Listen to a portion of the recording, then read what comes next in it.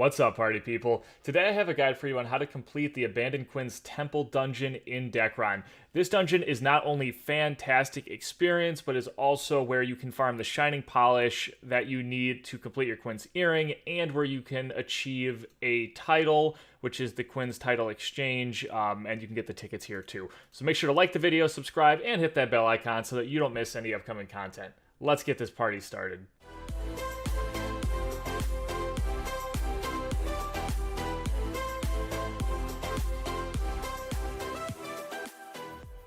Before we start talking about how to do this dungeon, I just want to mention here that this dungeon is very hard. It is the highest level dungeon in the game, and it is definitely a challenge. And one thing you can do to make this dungeon much more manageable is buff out on runes, and the easiest way to do that is with seeds. You can go here to Premium at NPC Jack, and to get yourself the Shiny Rune Pack and the 5 Rune Pack.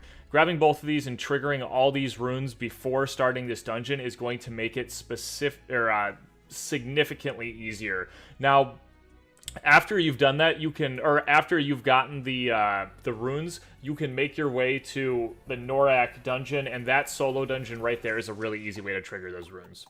Once you've buffed out on runes and you feel like you're ready to tackle the dungeon, you can go ahead and make your way to Shangri-La. For those of you who don't know how to get to Shangri-La from Ardeka, you can head down here to this section next to the Coliseum and talk to NPC Arcadia Messenger, and head to either the polluted or the purified map. Doesn't matter. I like to go to the purified one because I feel a little safer, especially if I have all my runes active. After that, you're going to want to head to the very back portion of this map. I will also mention here that if you do have Holy Water activated, you can forego this entire very long walk and just teleport directly to the dungeon itself. But I don't have Holy Water, so I'll be showing you how to walk there. Now, like I mentioned, this dungeon is very challenging, so I'll go over a couple things that you should consider trying to achieve before tackling this dungeon. One is you definitely want to have either max or very close to max PvE resistance, which is 75%. In addition to that, you're going to want to have your DDR up there as well. All of those things will help reduce the damage that you will be taking in this dungeon, and man, oh man, does this dungeon hit hard. And as you can see here, once you get to Shangri-La, you're just going to go to this little section right here. In addition to that, a large HP pool is going to be really helpful as well. I honestly recommend being close to 100k HP just because the final boss can hit you very hard. Having some critical damage reduction can also be nice for that, as that final boss can crit you, and if you reduce that damage, you're more likely to survive his attacks. I know while I was running this dungeon, luckily I had a party that was here to help me, but I had a hard time surviving, and I was close to, you know, max, oh, I just got hit here. I was close to max PvE res, and I had like, I think 70k HP or something like that, and I was struggling to stay alive. So this is just my recommendation to you guys so that you don't have to run into the same issue the same issues that I had. So here we are. We are now at the Abandoned Quin's Temple. And I do want to mention really quick here before going in that there is a title exchange quest here. You don't have to take it, but you do need 15 of these title tickets in order to get this title. And as you can see, it gives abnormal status resistance. And you need 15 of these. Sorry, I already said that, but I'm going to say it again. And it drops from the treasure room at the end of the dungeon, as well as I think from the last boss. So you can get it from either of those. In order to enter this dungeon, you're going to need to have at least 3 party members, as well as you need to be level 195. However, I'm definitely going to recommend having more than 3 party members, as this is a pretty hard dungeon, and I'm also going to recommend that you at least have 1 Alokan and 1 Segnal. This is because the Segnal can remove some of the nasty debuffs in the dungeon, and the Alokan can use the Aqua buff that will help reduce some of the debuffs that you can get as well, including stuns. So both of those are going to be very important.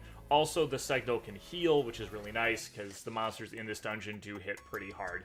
Now, once you're ready, make sure you buff up. Once again, have your Seg buff you, have your Alokan buff you, and you can just start running down the path here. Now, you don't have to run too far, but you just kind of want to go around the first corner, and then you want to kind of stack up on the side here, and you will be able to lure all the mobs into one spot, and they'll be pretty easy to kill here. Once again, if you do not have Alokan buffs at this part, there is a chance that you can get stunned for a while, which can be a very easy way to die. So, once again, the Alokan Aqua buff here is going to be extremely important.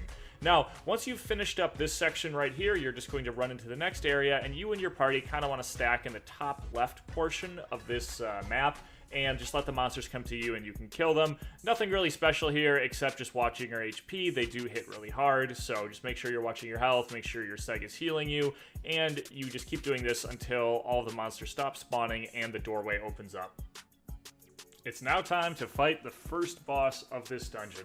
Now, there isn't really anything too special when you first get to this boss. Basically, what's going to happen is you're going to run in, and 2 monsters are going to spawn.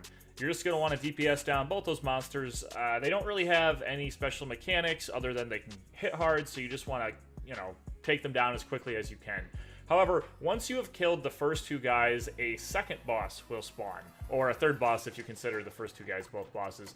And this guy you want to watch out for. The reason for me telling you to watch out for him is because he has a pretty nasty debuff. This is where the seg comes in handy, because the seg can remove this debuff. Basically, what the debuff does is it prevents you from healing or using healing items.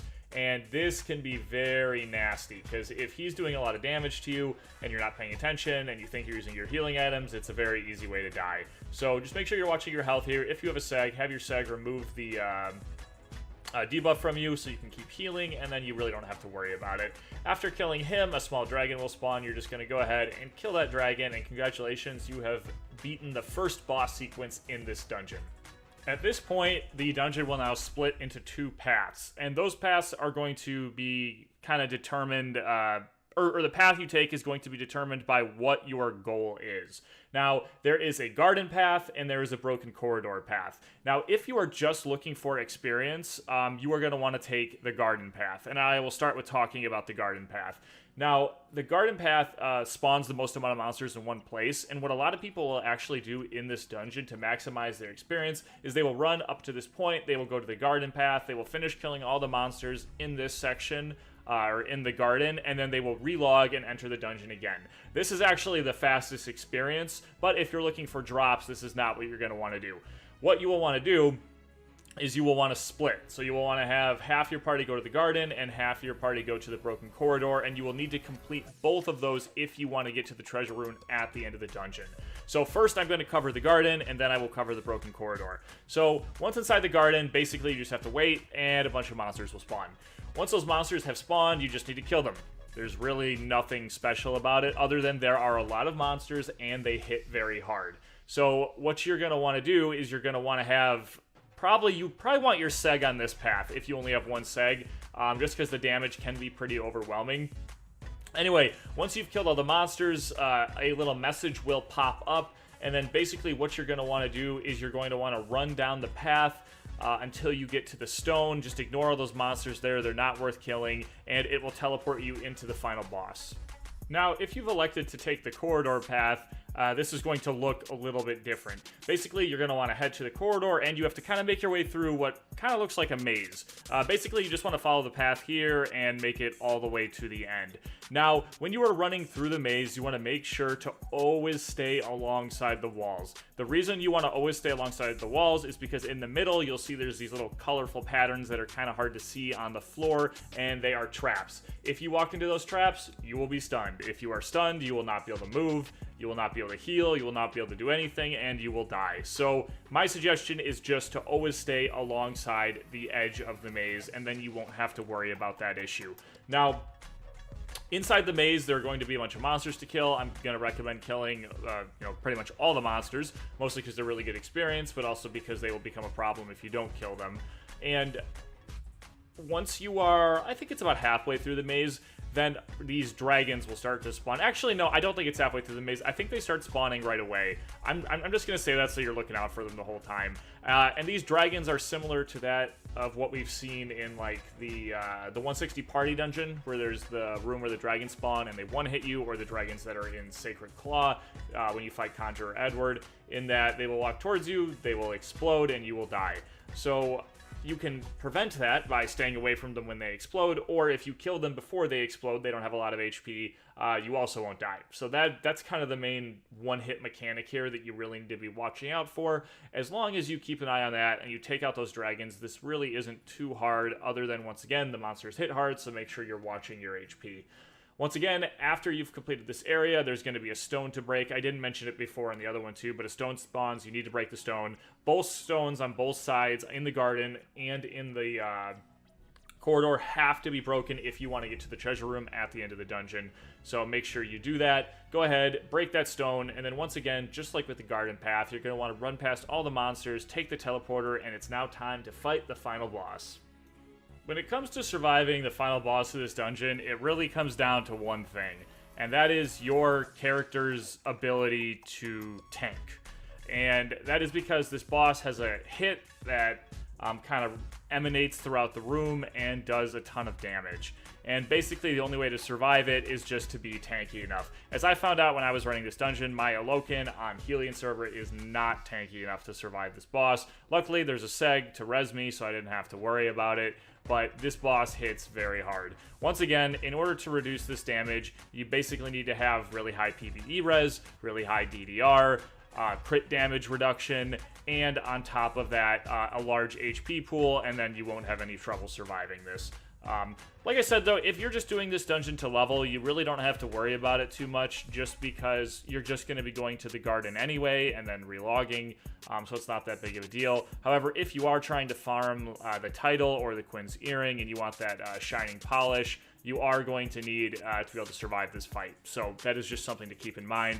Now, once you've completed the boss, if you did both pathways, you will have access to the treasure room. Within the treasure room, you will be able to spawn a chest, and that chest has all kinds of really good rewards. You can get Death Moonstones, you can get the Shining Polish that you need for the Quin's Earring, you can get the title tickets, and you can even get Helion weapon exchange boxes. There's all kinds of really good stuff you can get from this dungeon. So if you have the ability to complete it, I'd say it's worth it if you're going for those drops. Once again, though, if you're just looking for experience, I personally recommend to just do the garden method that I mentioned earlier in the dungeon. Anyway, once you've completed it, you can head on out. And that's it, guys. That concludes this dungeon guide. I hope you found it helpful. If you have any questions or suggestions, as always, you leave them in the comments. If you have any other tips for this dungeon that I missed, feel free to put them in the comments. I can always pin them so other people can see them. And yeah, guys, I hope you found this helpful. Until next time, take care.